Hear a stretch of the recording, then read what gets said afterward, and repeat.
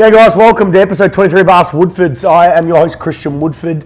We've only got half an hour, we're going to get into this. If I seem a bit blurry today, I actually hit my head against, I'll just tell Al this, he had a good laugh. I hit my head while I was doing static jumps, which is static jumps is concentric only. We don't have a pre-stretch, so we actually have pins there, and I hit my occipital lobe. You've got 4 lobes of the brain: frontal, occipital, temporal, parietal. Your M1, which is your promotor cortex, actually stored in your frontal lobe. I checked my occipital lobe and fucking in fucking pain. I feel a bit over the shop, I feel a bit woozy. Didn't even say it right. So if I give stupid answers, normally that's me naturally, but I'm just a bit slow today. All right. Miranda Jones. This is a very specific question. So she's been having a lot of hip problems over the 18 months now. She got a little help from her physio. She had the hip impingement and labrum tear, and even calcification of her sartorius. And she's recently overcome a hamstring tear as well, and hamstring insertion tendinitis. What advice do you have for this young lady? Fuck. What sport did she say? What sport she played? Nope. She just wants maybe some strength exercise. Fuck me. Where the fuck would I start with that? That's all interrelated. It's all interrelated. I think everything with injury is interrelated. When you see one thing, here's someone like that with so many issues. It's obviously all interrelated within the hip joint. Obviously. Now, if everyone out there, if you don't know what a labrum is, you've got acetabulum fossa, which is with the hip joint, which is just an opening. The labrum actually deepens the socket where the femoral head goes into. I'm not an anatomy guru. Like, I'm not saying I'm an anatomy guru whatsoever. That's not my area. But if you can understand basic anatomy and you can understand pathology speak, that's what it is. So fossa opening, labrum actually deepens that socket, okay? And that's where the head of the femur actually goes into that socket. So she was saying she had a labral tear, correct?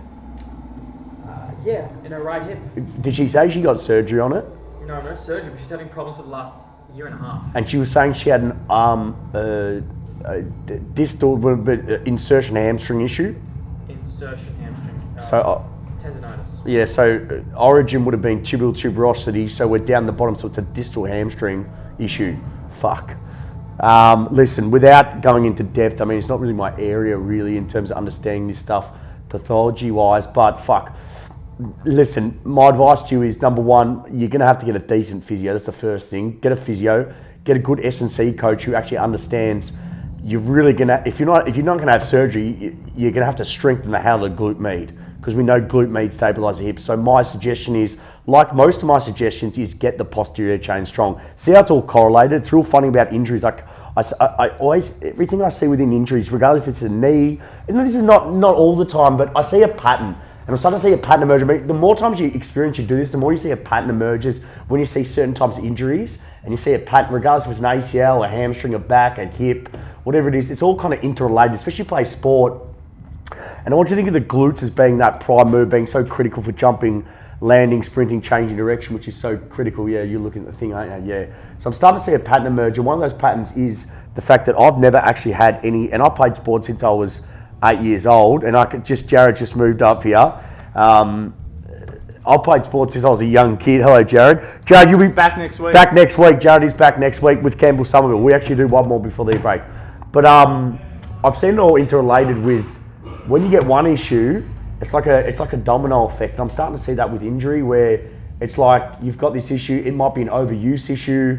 There's too many factors with this injury because there's a shitload of issues. But my general recommendation, without knowing your case, would be strengthen the posterior chain, make it as strong as possible. Minimize the range you squat if you can squat. Like use common sense. Let pain be your guide. If you get any pain, don't do it. That's just general rule of thumb. Difference between training pain and pain. If you're getting pain, just stop it.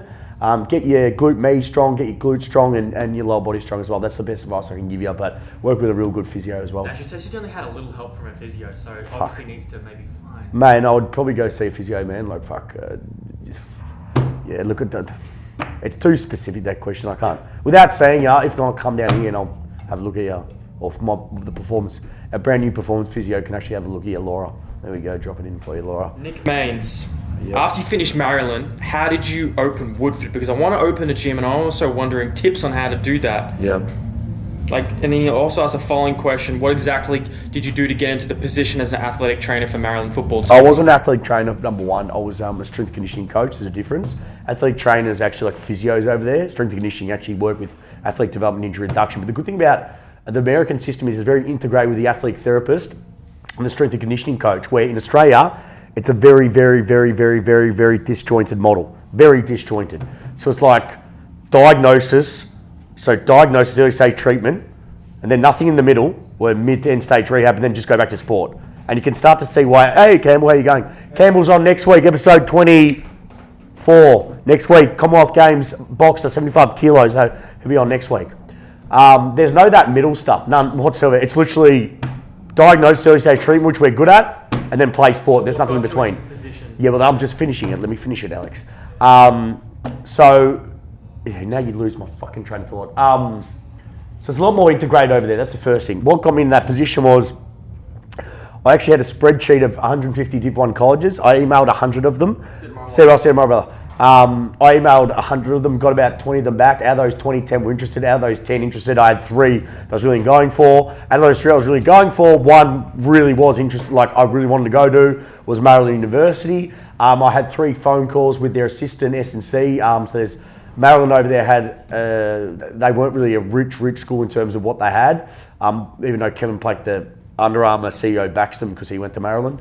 They had director of strength and conditioning, assistant of strength and conditioning, and 1 strength and conditioning coach, and then they had 3 interns, right? Normally, the big schools like Nebraska and Iowa would have head of S&C, assistant S&C, 3 assistant S&Cs, and then 3 interns. So we were kind of stuck, in terms of what we had. So Alan Webber, who was the assistant S&C, called me up 2 to 3 times. We had a nice phone conversation talking about my methodology, my background. Pretty much all they want to know is if you're coming all the way from Australia to America, are you going to fucking work? Are you not going to be a dud? Are you going to want to learn? Are you not going to question their methods every fucking step of the way? Like, it's fine to question, but that's how they do things. Get over it. That's how it is. You're going to work long hours, 6 a.m. to 9 p.m., especially in the summer season, the summer training block where they're getting ready for their main season. You're going to have to work hard.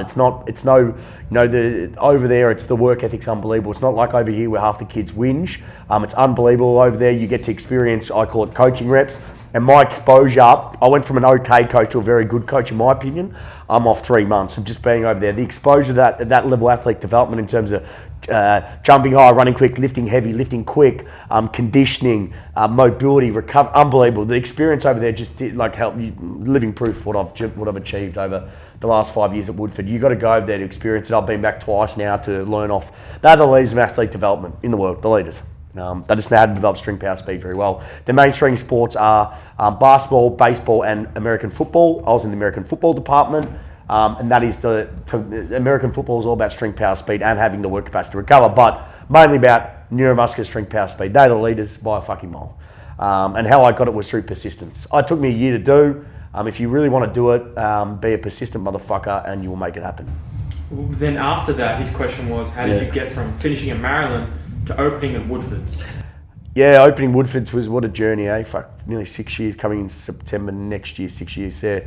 What a journey, man. What a fantastic journey, good story. So I had the option of staying there. I made enough connections to stay there, probably get a job after. I reckon I would have gone home quickly, made a bit more money, come back, and that's when I probably would have got a job. I got offered at a private training institute, but I had 2 options, really. Here's my thought process. Stay there, live the rest of my life there, and get paid good money for something like what I love doing, and get paid money for something that I love doing. Or come back, because at some stage I'm an Australian citizen. Some stage I was always going to come back to my home country and say, fuck it. Someone needs to change the industry in Australia, because right now it's fucked. It's literally guys with degrees coming through, there's no work for you. And I kind of thought to myself, the biggest area of growth would be the private sector. Don't worry about pro sport. Similar principles apply in pro sport in Australia, but I don't give a fuck about pro sport. I'm never going to work in pro sport. Not that I'm saying it's not a good dream. If you want to work in pro sport, I don't give a fuck. But I think too many young kids finish a degree and they do a master, and it's like they only want to work in pro sport because the unis have told them to work in pro sport. It's like the only dream. They never talk about the private sector. It's all about pro sport being the pinnacle of your profession, where for me it was never the pinnacle. It was like, I don't really give a fuck about pro sport, really. It's like, what, you want to wank your dicks off to work, fucking coaching a pro athlete because everyone knows who the fuck they are, and you go out and you wear your fucking AFL shirts like fucking, I coach this guy. Who gives a fuck?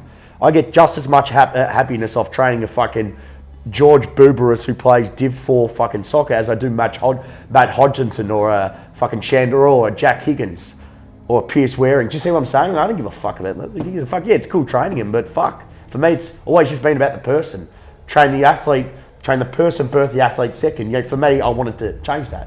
Where too many kids do a degree these days, and it's like they only do a degree to work in pro sport, then they realise though pro sport's not that good it's not as good as they think it is. You just talk to people in pro sport, and they'll talk to you about it. There's more to your life. There's more to exercise science. There's more to athlete development than just training pro athletes. And for me, kind of when I came back, my view was develop the private sector. Once again, it wasn't about pro sport. It was develop applied sports science, strength conditioning in the private sector and raise the standard, because I knew there'd be more jobs, and if I could create more awareness and be the go-to guy in the private sector in Australia, I knew, number one, I could. The word that I really like to use is leave a legacy. My legacy will be left for the Gary V. Leaving a legacy for the rest of my life, I want to leave a legacy that I could say that I was a real big catalyst in changing the private sector in Australia and creating more jobs and more awareness within athlete development. Now, if I did that, I raised the standard not only sport in Australia, but also better athletes will come through because they're training fucking properly. They're not training like a bodybuilder, split part, isolation, slow movement, velocity. They're training like a fucking athlete, because all I saw before them was fucking powerlifters who were strength sport athletes, non-strength sport athlete, lifting heavy, saying, fucking hear me, squatting 220. A non-strength sport athlete doesn't give a flying fuck about that. All they care about is how can I train to maximise my athlete performance or minimise my chance injury. So I said, fuck it. I'm going to come back to Australia. I'm going to put everything on the line. I left my only clients I had at Genesis as a personal trainer for 8 years. I left them all. I said, fuck it. Fuck this. I'm all in. I'm fucking all in. I threw it all in and said, let's give this a crack. And if I lost, I lost. But who gives a fuck? Because I knew at the stage, the best advice I ever got was, do it while you're younger, because when you've got a mortgage, you've got kids, it's very hard to do it. That was the best advice I got when I was personal training. He said, do it by the time you're 30 or you're never going to fucking do it. So I said, I'm going to go all in when I'm 25. I'm going to go fucking all in. Still living at home, I'm going to go all in. I said to my parents, back me in here, and I throw my heart and my soul and my passion into it. I looked at myself in the mirror every day and said, I'm going to be this guy to change the industry. I'm going to do it through passion, through education, and through social media. And I was very lucky. One of the guys I used to know said, listen, there's a centre around the corner in Cheltenham, which is around the corner, 10 minutes away from my house, and he's desperate for money. This guy's desperate for money. He's willing to rent it out for you for real cheap. So I went in there, and I remember Jess Pickett, who actually started Woodford with me, who's my ex-girlfriend, who I still love, and all my girlfriends and my ex-fiance I still love to death, and they've been the women of Woodford, Jess, Megan, and now and Kate. All three women have played such a big impact on my life and my mother. Unfortunately, for me and my females in my life, it's been very hard. I've been a big fuck up with women in terms of my love life, which has suffered because of Woodford, which you can have a balance. I just have no balance when it comes to females. Probably the biggest regret would probably have to be Kate and not marrying her, but that's life and I'll learn from it. But all three of those ladies, it'd be great if I could tag them. Probably tag Jess. Megan blocked me off Facebook, and Kate doesn't have Facebook anymore. So if we could tag Jess. Jess was the founder of Woodford, Pickett, a lawyer at the moment, a fantastic person. So we went there and we had the sole intention of going to this guy, how much will it cost to open it? And we were just lucky where we found a space where it had barbells, it had some plates, and that's all you need. You don't need anything fancy, you just need something simple. Where most people think that you need this fucking brand new facility, you need all these brand new racks, you need the best bumper plates. I literally started with 3 shit barbells and some weights. And that's how Woodford was born. It ain't about this industry. Athlete development, health and fitness is not about looks. It's not about the facility. It's not about having the greatest and every bells and whistle. You know what it's about? It's about the knowledge. It's about the coaching. It's about the programming. I am living proof. I literally started with nothing. I started with 3 barbells and some weight plates. But you know what I did have over anyone else was passion, knowledge, and results. And that's a lesson for everyone out there. You do not need. Don't be. The best word I can use these days is don't be taken away by all brand new, the newest and greatest, and the latest and the greatest, and the best stuff out there, and the newest gadgets and gizmos. Because what worked back in the 1900s still work today. Basic fundamental overload with barbells and dumbbells and weight plates. You don't need anything fancy. You just need the basics, and the fundamentals work. And it's so funny when people talk. They talk about this brand new performance centers come out, and it's got the latest and greatest brand new bars, plates. Who gives a shit? You're still 20 kilos is 20 kilos, 40 kilos is 40 kilos. Don't be. What's the best what word I'm looking for? Al. Don't be. Fancy. No, yeah, fancy, but don't be. What's that? Don't be fooled. Thank you, Dad. Don't be fooled by all these brand new and greatest equipment. It's still 20 kilos. You've got to lift it, and you still got to have that programming, the knowledge to coach it and program it. Dad, can you turn that down? You've got to have the knowledge to coach it, program it, regress it. The most important part of this industry is not equipment. It's not fucking gizmos and gadgets. It's the coaching. It's the people. It's the communication. It's the relationship building. That's what this industry is built on. Can you turn it down? Fuck, I'm on a fucking rant here. I'm just fucking passionate. Just turn it down. That's what this industry is built on. Fuck me. Turn it down. They know that. Turn it down! Fuck, that's annoying when I'm on and you fucking hear that shit. I'm just about to go down and fucking kill it. They're lucky, because I reckon I would have gone down there and would have lost it. Anyway, I was on a rant there and just fucking stopped me, but fuck, shit. I wanted to ask, most people think this is your first facility. No. How many years did you have that first facility? I'll be honest with you, I could have got this facility in within 3 months. That's how we went nuts. How long was it actually? 6 months. Oh no, a year. I stayed in that facility 1 year. I could have moved out within, if I wanted, 3 months, 6 months tops. Our growth was exponential. You have to realize at the time I started Woodford, no one. And I'm not saying I'm the first to do athlete development in Australia. I'm not saying that is an absolute lie. There was guys doing it before me. What I am saying is, and I think most people out there can agree with me, even my haters can agree with me on this, I was the first one to actively promote and market athletic development and push it on social media heavily. I was one of the first to do it heavily and give it a face heavily. I'm not going to sit here and say that fucking I need all the praise and all that, but I do need respect because I was the first one to push myself out there, because before me, all there was literally commercial gyms, or at the time 5 years ago, CrossFit was massive. Now, we all know now CrossFit's a sport, it's a spring sport, it's a sport within itself with bodybuilding, Olympic lifting, CrossFit. That's a sport. If you want to do CrossFit, that's fine, I've got no issue with it, but remember, it's a sport. If you want to get better, if you want to do CrossFit, you'll get better at CrossFit. Most of the time, you're not going to get better at your sport. That's what I'm saying, right? I've no issue with CrossFitters. Fucking CrossFitters promote me these days, so fucking good on you. If you're willing to learn the knowledge behind sports science and programming periodization, fucking great, good on you. If not, I don't give a fuck. It's up to you. Knowledge is knowledge, regardless of who's saying it. Just because you squat 230 doesn't mean you have the knowledge to program for other people. It just means you're strong as fuck and you have good genetics.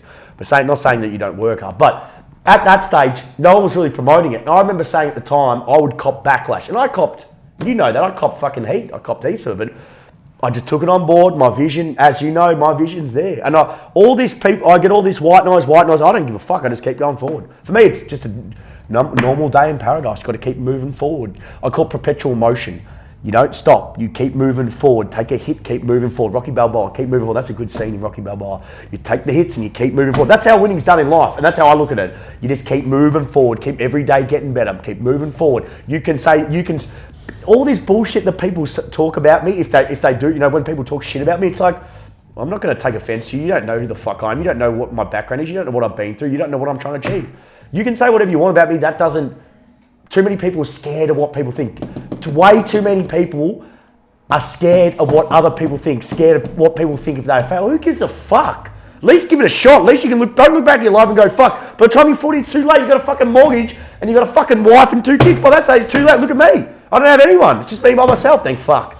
Because no girls can deal with me. If you tag Kate in this, Kate would love this, because no one can deal with me. But that's who I am. And one day I will find a woman who can probably put up with me and give it back to me, which would be hilarious because it'd be funny just to watch. But I'm hard to deal with. But that's how I am, because I'm so driven towards my vision and my goals of what Woodford is, what Woodford stands for, and what I believe what we can achieve in this industry. And it's hard work every day, but man, we have made such inroads. If we look at the inroads we've made in the last 5 years in terms of understanding athlete development, injury prevention, rehab, return to perform work, and the education of mass has been huge, massive. So proud of it, and the careers we've changed, the careers we've developed, and the athletes we've changed, and just the community we're developing, and the worldwide brand, you know, we get. I mean, the DVD sold in 8 countries. We just sold one in France. Like, fuck, 5 years in. Where are we going to be in another 5 years? You see what I'm saying? Like, we're not just Australian anymore, we're worldwide. And, you know, I've got a lot to, you know, we've got a lot of work to do. But, hey, you know, I'm grinding and I'm going to keep working.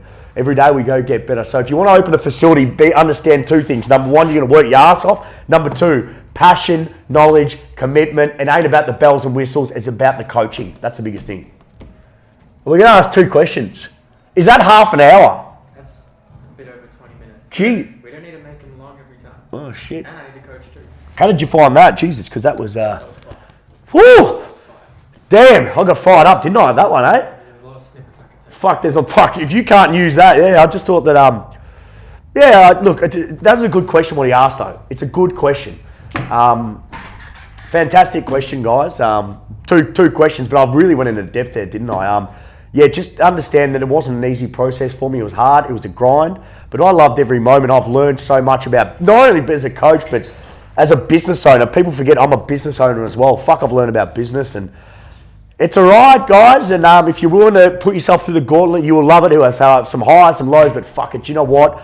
At the end of the day, all I give a fuck about is legacy and betterment of this industry. And for you guys watching, I appreciate. For you guys out there supporting Woodford, supporting myself, thank you very much. I appreciate it. I'm very humbled with your support. Guys, that was episode 23 of Ask Woodford. As always, I want to thank the guy behind that camera, the quarterback, Alex Sandelis. I want to thank all of you guys. Click subscribe, because I'll tell you what, we have some good guys, some good athletes next year. 2018 will be our biggest year yet. We're coming all angles. Next year, it is Woodford's year. Thank you very much for watching, and I'll see you next week.